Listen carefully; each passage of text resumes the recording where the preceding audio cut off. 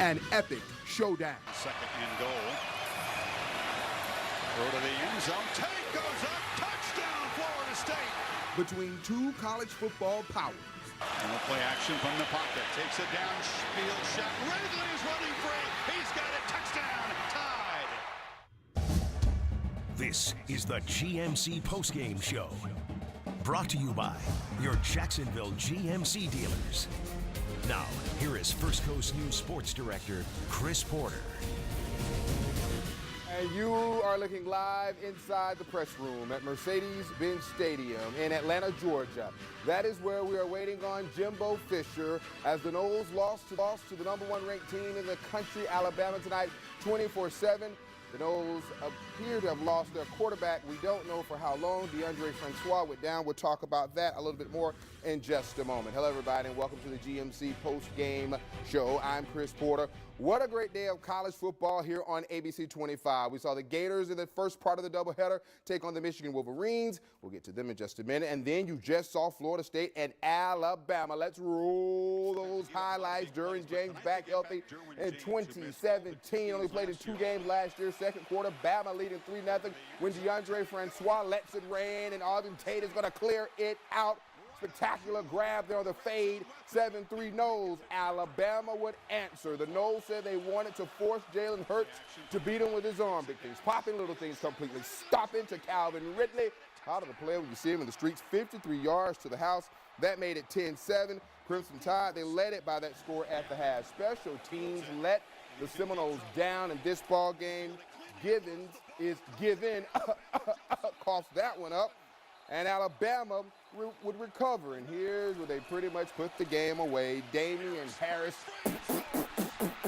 powering his way into the end zone. That made it 21-7 Alabama. And they will go on to win by a final score of 24-7. Again, we're waiting Jimbo Fisher at the podium back in Atlanta. But joining me now live is the newest member of our First Coast Sports team, former Nole fullback, James Coleman. Good to see you back. Yeah, tough one. Yes, let's start with the quarterback. DeAndre Francois went down in this game late in the fourth quarter. Not good for the Noles. Yeah, not good. DeAndre Francois has so many things that he can do. He's versatile. He knows the offense better than anybody else. It's the reason he's a starting quarterback. But they've got some plans in there. If any coach in the nation is good at getting a young quarterback ready to be Jimbo Fisher. But before he went down, he was playing well, at least early in the ballgame. They had a lot of drives that just didn't finish. Right.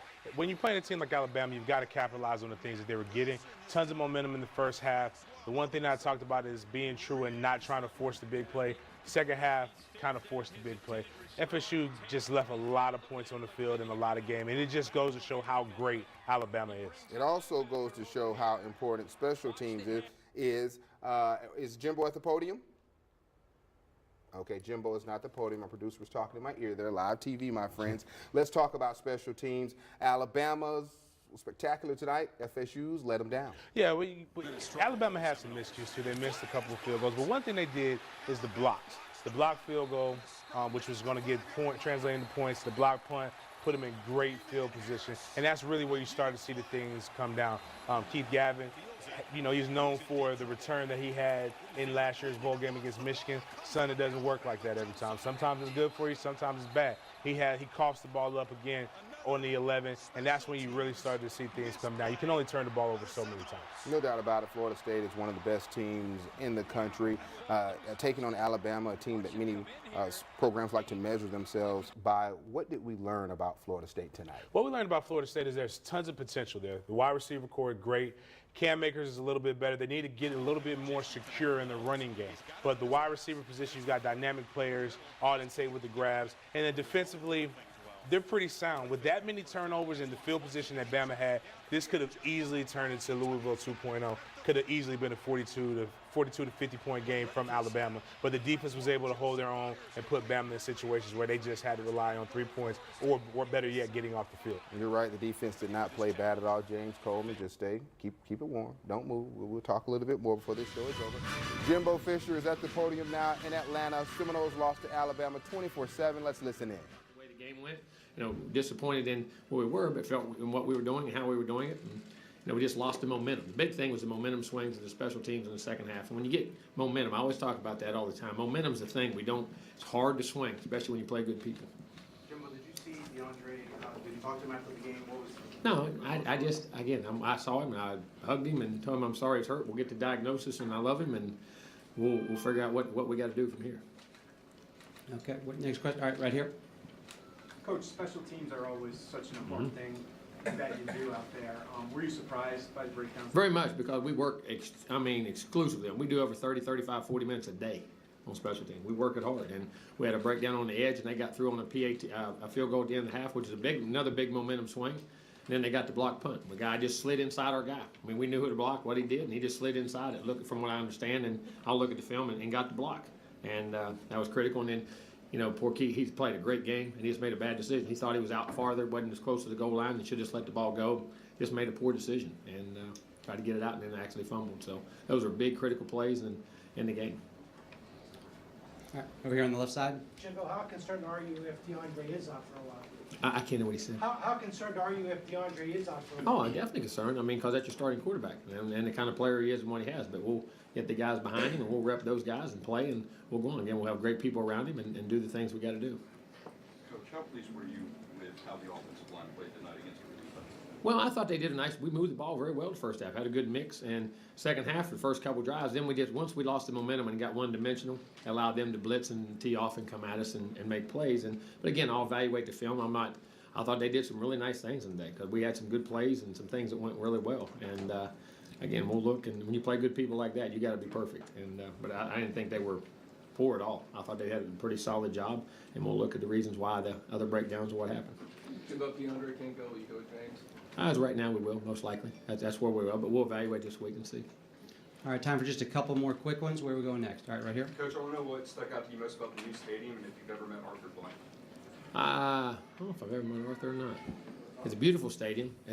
I'm worried about those 100 yards down there. I wasn't really looking up and seeing it. I joke about that, but I get zoned in. But it is like a beautiful complex. Great for fans, great atmosphere, great environment. You had all the boards you could see, the replays and all the things. Looks like it's a very fan-friendly. It's a beautiful place, and everything in the locker rooms and everything here is first class, just like Chick-fil-A does everything. So Arthur's obviously doing it the right way too. All right, Coach, we're going to cut it right there. Thanks very much. Thank you, guys. All right. So, you just listened live to Jimbo Fisher, the head coach of the Florida State Seminoles. His team lost tonight 24-7, but the biggest news coming out of this one is the injury to starting quarterback DeAndre Francois. He went down in the fourth quarter. Jimbo did not say much about the injury, says that he's got to see the diagnosis, and they will go from there. But again, DeAndre Francois was holding his knee late in the fourth quarter. Derwin James is one of the best cornerbacks in the country, expected to be a first-round selection in the 2018 NFL Draft. James has a lot to prove, especially after only playing in 2 games last season due to an injury. Alyssa Lang had an opportunity to go one-on-one with him.